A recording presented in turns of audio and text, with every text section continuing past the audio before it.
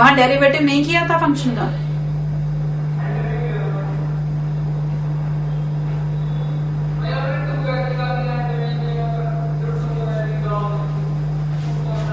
क्या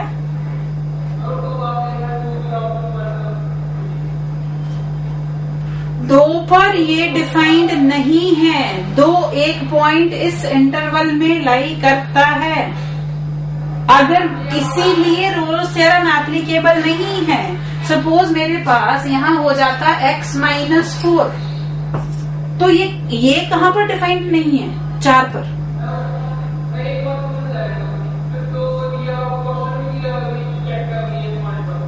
मैंने ना 2 लगा देने। अब सच्ची कई बार तो इतनी मुझे खुंदक दिलाते हो ना तुम, बेमतलब की होगी। ये तुम्हें क्या चेक करना है कि ये कहां पर अनडिफाइंड है? ये क्वेश्चन में दिया है कि कहां पर अनडिफाइंड है। ये तुम अकल लगाओगे कि डिनोमिनेटर 0 नहीं होना चाहिए, इसीलिए x2 आएगा।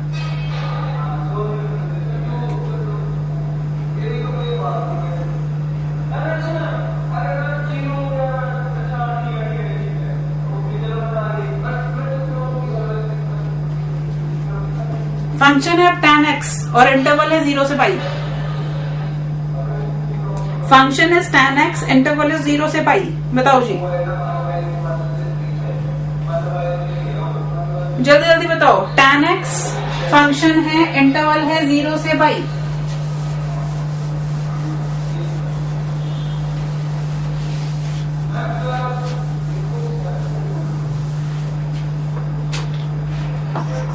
f of x is tan x, interval is 0 till pi. Is Rolle's theorem applicable or not? हाँ जी मैम, क्या कह रहे हो, है या नहीं? नहीं है। क्यों नहीं है ये भी बता दो। π/2 पर फंक्शन डिफाइंड नहीं है, कंटिन्यूअस नहीं है फंक्शन। π/2 पे ब्रेक आ जाता है अगर आपको tan x का ग्राफ याद हो तो। So at x is equal to π/2, function is not continuous, so Rolle's theorem is not applicable on it. अब अगर फंक्शन आ जाए, f of x is defined as x square plus 1 when x is lying between 0 and 1, and 3 minus x when x is lying between 1 and 2. Question simple दिया है, discuss the applicability of Rolle's theorem on this function. No interval as such mentioned. Discuss the applicability of Rolle's theorem on this function.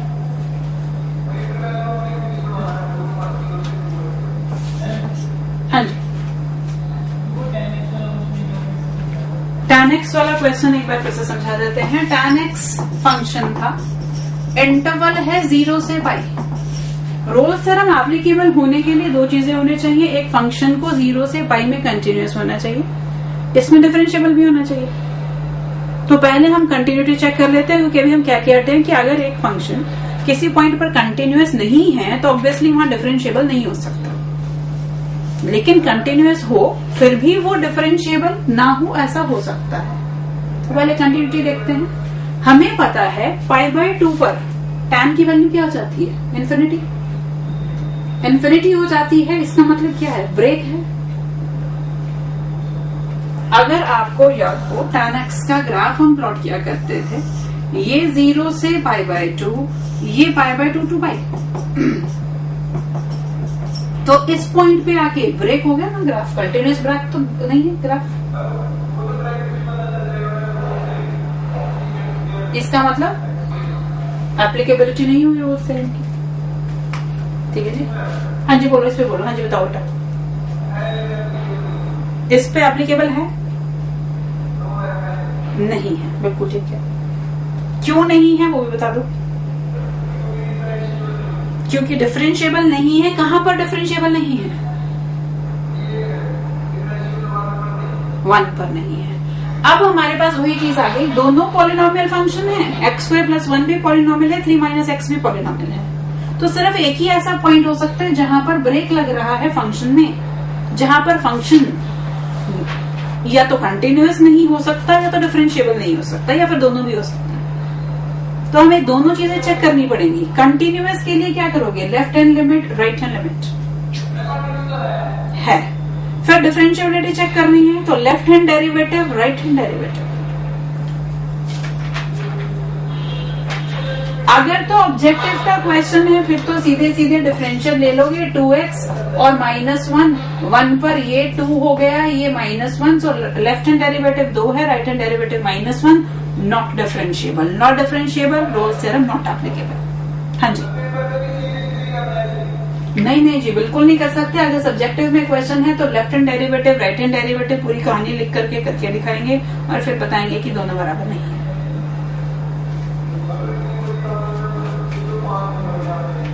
चार number का question आता है, इससे ऊपर का आता नहीं है, पर काम करना पड़ेगा तो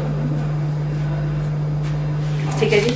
सो ये पहली तरह के क्वेश्चंस जहां पर फंक्शन और इंटरवल गिवन होगा और पूछा जाएगा कि एप्लीकेबल है या नहीं। दूसरी तरह के क्वेश्चंस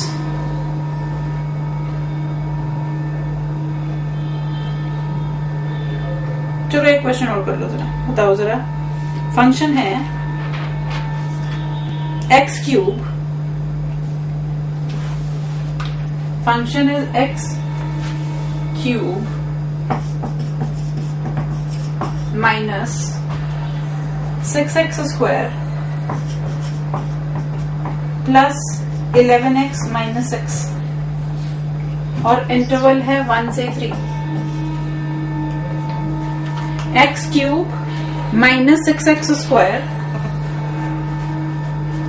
प्लस 11x माइनस 6।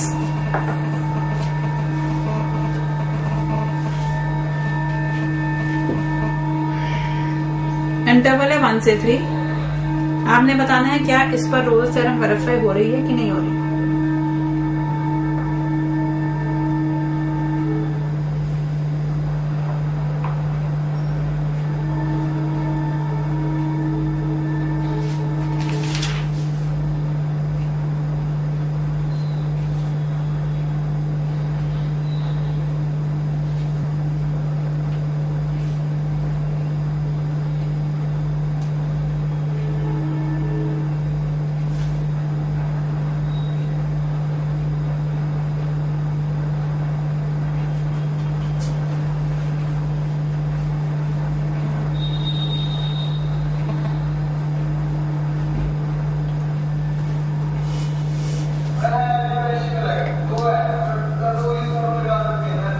लगा सकते हो। क्या वैल्यू है सी की,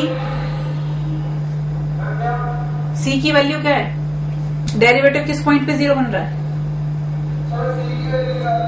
हाँ जी, बिल्कुल निकालनी पड़ेगी। वो भी तो चेक करना है कि सी उस इंटरवल में लाई कर रहा है कि नहीं कर रहा। सिर्फ कंडीशन जस्टिफाई उनसे थोड़ी बात बनने वाली है। F of a is equal to f of b आ गया। पॉलिनोमियल फंक्शन है तो सब सीधा लिखोगे कि it is a polynomial function, so it is everywhere continuous and everywhere differentiable. Then you will check f of 1 is equal to f of 3 है या नहीं।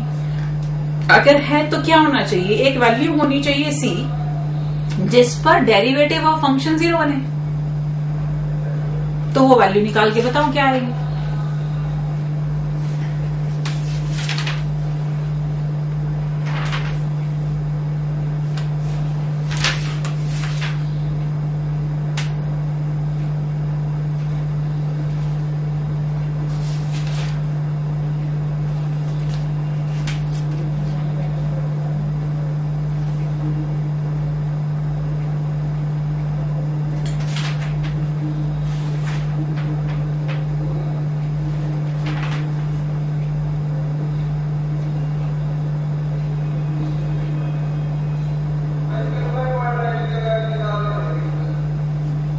यहाँ पर जो आपके पास वैल्यू आ रही है वो सीधी सीधी नहीं आ रही है। आई मीन पूरे वैसे फैक्टर्स नहीं बन रहे, तो minus B plus minus B square minus 4 इसे निकालनी पड़ेगी।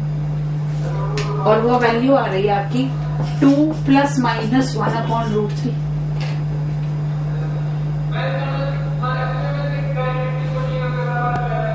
क्या क्या क्या दोबारा बोलो।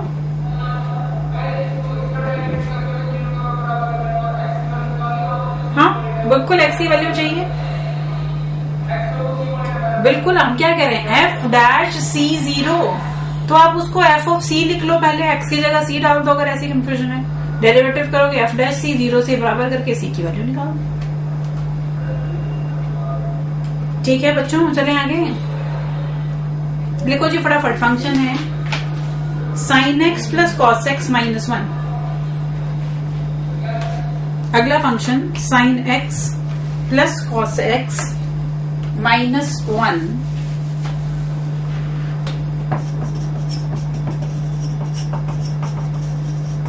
इंटरवल है 0 से π/2।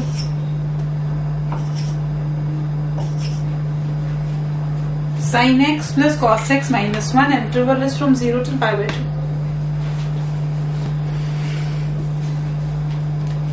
फटाफट करो जरा।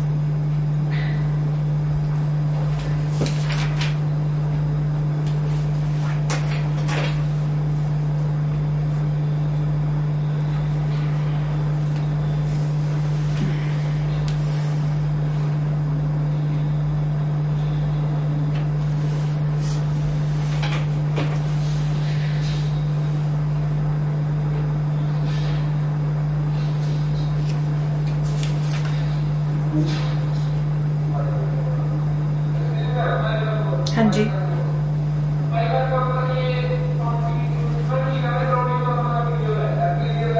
कंटिन्यूस डिफरेंशिएबल तो है ही, क्योंकि आपके ट्रिग्नोमेट्रिक फंक्शंस हैं 0 से π/2 in their domain, all are continuous और आर डिफरेंशिएबल। अब डेरिवेटिव निकाल के 0 से इक्वेट करके वैल्यू बता दो बस, कितनी निकाली है सी की, π/4। हाँ जी, कुछ कह रहे थे क्या? π/4 वैल्यू। अगला फंक्शन लिखो फटाफट से, बोलो जी।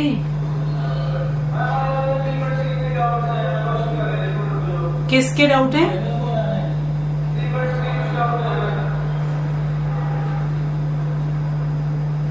दोबारा बोलो। नहीं,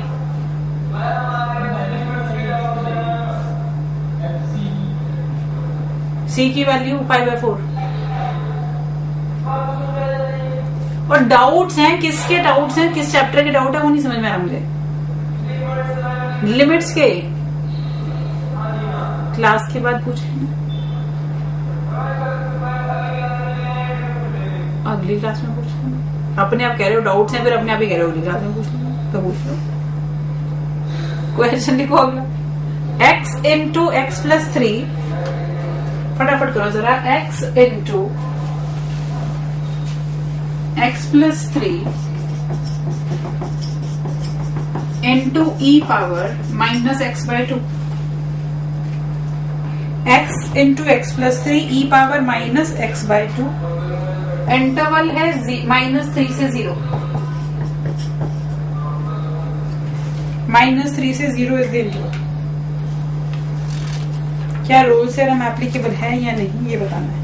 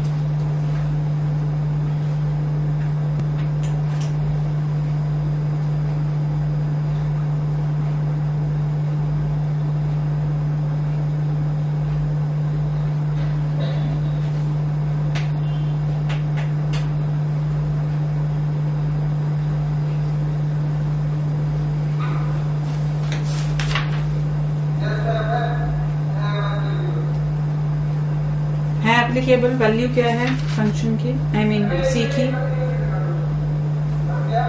सी की वैल्यू क्या है?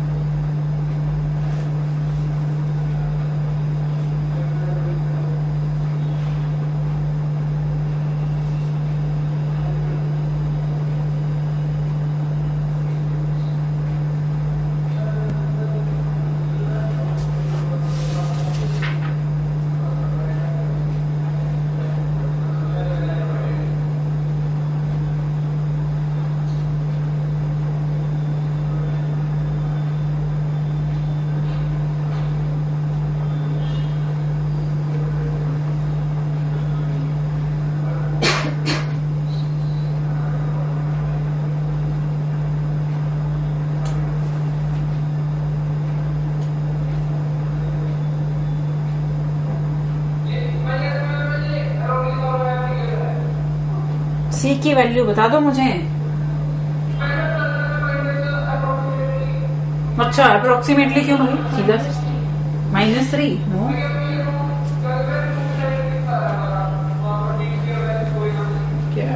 क्या करी जाते हो तुम? इसको लिख दूं x² + 3x × e⁻ (-x/2) बजाय 3 फंक्शन रखने के 2 में कन्वर्ट।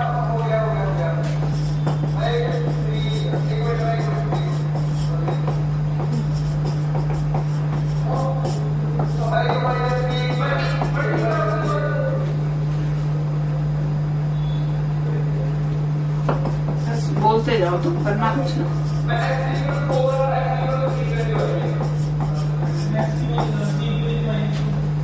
-2 और 3, -2 and 3 are the values of x c। लेकिन 3 तो इस इंटरवल में लाई नहीं करता, 2 करता है। सो रोल्स थ्योरम आपने क्या बोला? -3 तो भाई मेरे, मैंने कहा था c बिलोंग करना चाहिए open interval a to b में। -2 और 3 वैल्यू है आपकी c की। ये आपका डेरिवेटिव। अब अगर मैं इसको फर्दर सिंप्लीफाई करूं तो मेरे पास आएगा -x/2 upon 2 4x + 6 -x² - 3x।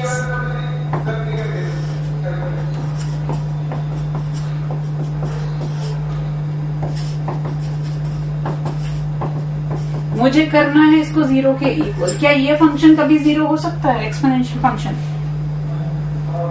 नहीं हो सकता। इसका मतलब -x² + x + 6 is 0, x² - x - 6 is 0, x -3 x + 2।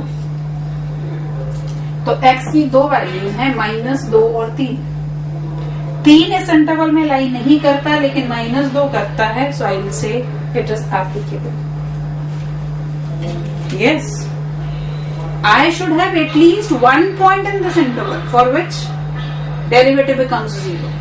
One point is there at which the derivative is becoming 0. Last question आज के लिए।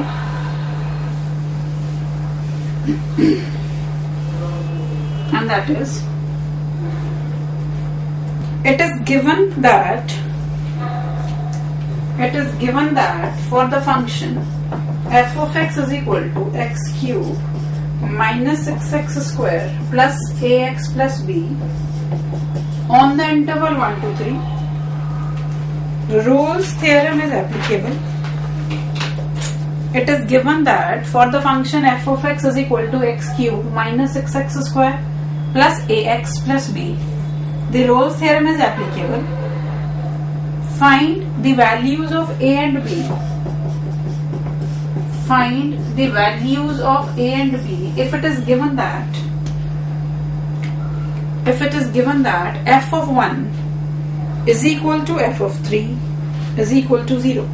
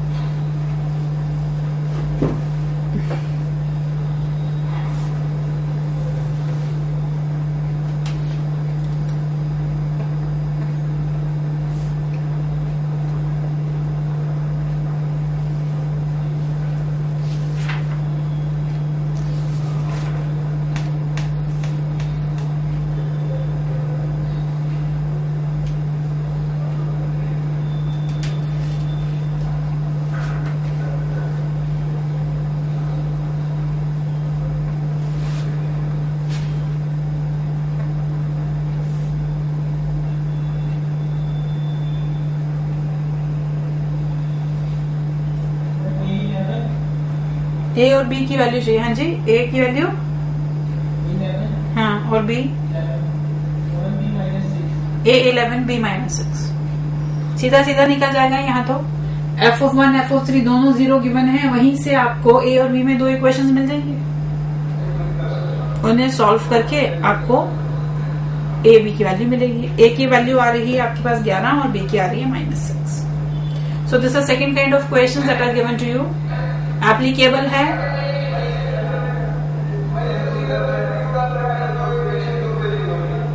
इसमें एक काम और हो जाता है, दैट इज यहाँ पर ये नहीं गिवन हो f(1) = f(3) = 0। आपको क्या दे दिया जाए, रोल्स थ्योरम एप्लीकेबल है and value of c is also given to you, कि किस पॉइंट पर डेरिवेटिव 0 बन रहा है। फिर जो क्वेश्चन है वो थोड़ा डिफिकल्ट हो जाता है। उस केस में क्या होगा, आपको ये पता है कि f(1) और अगर यहाँ पर ये ना दिया होता तो आपको यहां से क्या मिलता, a और b में एक रिलेशन मिलता, रोल्स थ्योरम एप्लीकेबल है। ये भी नहीं गिवन, कुछ नहीं गिवन, सिर्फ कह दिया इस पर रोल्स थ्योरम एप्लीकेबल है। अगर रोल्स थ्योरम एप्लीकेबल है तो आप ये मान के चलेंगे कि f(1) = f(3) है, तो वहां से एक रिलेशन मिलेगा a और b में। फिर साथ में क्या गिवन होता है, वैल्यू ऑफ c। फिर उसको क्या